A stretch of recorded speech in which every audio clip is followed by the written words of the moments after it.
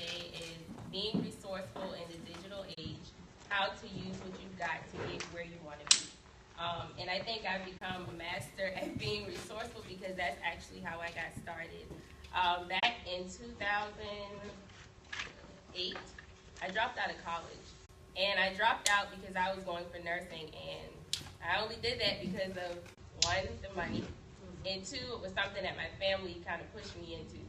And so when I finally discovered that I did not want to be a nurse, in fact, I hated hospitals, I hated blood, I still do, and I'll never go back, I decided to take a plunge and drop out of college, something that a lot of people look down on me for.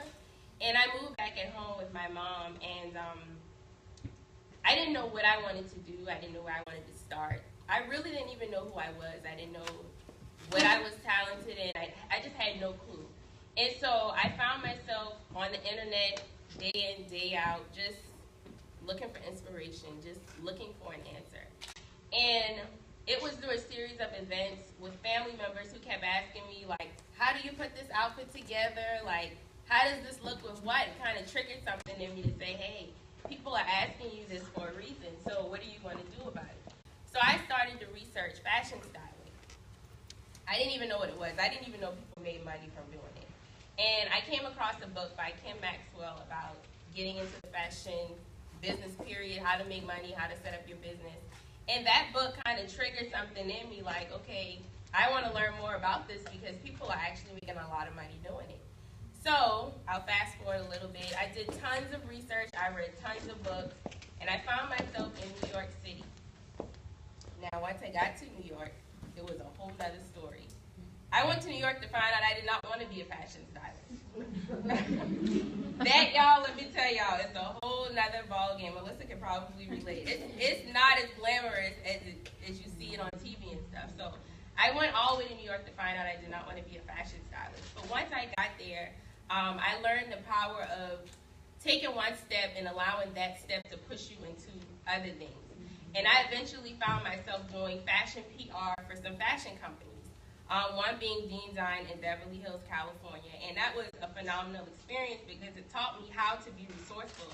It taught me how to get in contact with people that could take the brands that I was working with to another level. So I wanted to quickly define what resourceful means. And resourceful means having the ability to find quick and clever ways to overcome difficulties. Now, I'm sure most of you knew that, right? Y'all knew that. And a lot of times we overlook being resourceful, but two of the ways that comes to mind about being resourceful is reading and research. Two things that I found a lot of people, especially in our age group, don't want to do. Reading and research. Nobody wants to read. Nobody wants to do the research. And that, in fact, is how you're going to find that answer that you're looking for, even being here today, is a lot of times in reading and doing the research. And research isn't hard. You just have to understand that you have so much access and ability to so many resources, both on and offline. In fact, this event today is an example of being resourceful because you're here. And you're taking an information that you can go away with today and utilize in your business. And even if you don't have a business, this young lady said she came today to get inspired and motivated all over again. That in itself is a source of a form of being resourceful. So I want to share a quick story with you guys, something that's current actually, on how being resourceful got me to Chicago last month to film for Empire. Now, over the years, I've done tons of research on all sorts of things, even things that weren't in my industry or field. I'm just an inquisitive person. I like to learn how to do things, like how to set up a website. I could probably go set one up today if I wanted to because I've just learned how to do the research. Because it's also good sometimes that you don't want to do everything in your business, but you want to know how to do something, or you want to know how to at least find the answer to something that you need for your business. So over the years, I've done tons of research for different projects, like how to do crowdfunding, how to raise money for a project that I didn't have the money to pay for out of my own pocket. So one of my dreams and one of the things that has been on my vision board for years is to pursue or be on one of my favorite television shows at least once in my life, at least once. And last year, my last vision board had Empire on it, because who loves Empire? All right. So that was one of the things on my very last vision board in 2015. And honestly, when you put these things on your board, a part of you sometimes still doubts it. Like you put things on there and you're like, oh, well, this might happen, it maybe won't happen. But I took the action, and when the opportunity was presented to me, I still second-guessed myself. I was like, how am I going to get to Chicago, last minute? If I do get the opportunity, what am I going to do? On January 1st, I got the email that said, hey, you've been booked for Empire. The filming took place the following week. I work a regular job, too. So I didn't know how I was going to get the funds to get to Chicago in such short notice. So I immediately put on my resource hat, and I went back to all of the research that I had done on crowdfunding years ago. GoFundMe.com, I raised almost $2,000 in 48 hours. Being resourceful, pulling out what you've learned. I didn't have to pay anybody to go online and research past people that have done crowdfunding, what they've used it for. Just simply knowing how to get online and find the answers that you need is what got me to Chicago. And that is in itself the perfect example, because otherwise I wouldn't have made it there. You know what I mean? You have to pull out, and then being digital, like most of the people that donated, I didn't even know them. They just simply saw my story on social media and they donated. So that in itself too is digital and being resourceful. So that's just an example. So some types of resources, and y'all, I wrote down a little scribble scrap because I will go all over the world if I'm just sitting up here talking. So 3 types of resources. Of course, you have the internet. That's Google. That's YouTube University. I love YouTube. And then even now, recently, Periscope. Like, Periscope has been, oh my God, a wealth of information that anybody can use. Now, I'll say this about being resourceful. A lot of times we feel like we need all the information at once. And that is the quickest way to get discouraged. Take what you need now, apply it, and leave the rest until you can use it and apply it. Because especially with Periscope, I had to do like a detox because it was so many experts on there telling you all of this stuff, and you feel like you have to apply everything. And that just left me feeling like second-guessing myself, depressed.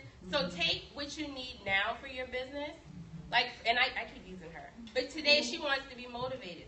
Get the motivation you need to get started and leave everything until it's time for you to apply it. Okay? So that's something else to remember when, doing research and being resourceful. Take what you need now and put everything else aside until you can actually apply it. Otherwise, you're just going to second-guess yourself, second-guess your purpose, second-guess what you're talented, and you're going to be like, oh, well, if they're doing it like this, I probably should be doing it like this. And that's really the biggest mistake that a lot of us make, especially in the digital age, with the internet and everything. The second is my favorite, social media. That's another great way to be resourceful. That's how Katrina and I met. She found me on Instagram. Was it Instagram? And she came to Greenville when I was living in Greenville, and she did an interview with me. And so that happened through social media. Now, a couple years later, we're good friends now. She invited me here today. So that's another way. And social media is free, y'all. So please use it. Please use it. That's the quickest way to reach not just the people in your community, but to make your business and your brand a worldwide one. Use social media. It's free. And if you don't know how to use it, there are tons of courses. I know Katrina offers a Facebook class. Use it. Figure out how to use it. And you can even Google that and figure out how to use it. If you don't know how to use Facebook ads or how to use Periscope even, get online and find an ebook or something that can help you. That's another way to be resourceful. And then lastly, relationships. A lot of my relationships start online. But it's also important to understand that once you initially connect with someone in the online space, you get offline and really nurture and build the relationship. Because you can get a ton of resources from someone you meet online, but you got to make sure that's like if I just meet someone on the street and you just come and ask me for valuable information, 9 times out of 10, I'm not going to give it to you because I don't know you. But if we built that relationship offline, I trust you, I like you, and I'm more willing to give you my resources and share the things that I've learned. So relationships is definitely important. So for those of you who may be saying, okay, well, how can I be resourceful? Each person in here, we have 2 things. We have a mouth and we have a brain, right? So use your mouth to network and meet people and learn new things. That's how you get the resources you need. Your brain, how you empower your brain and allow your brain to work for you is by reading.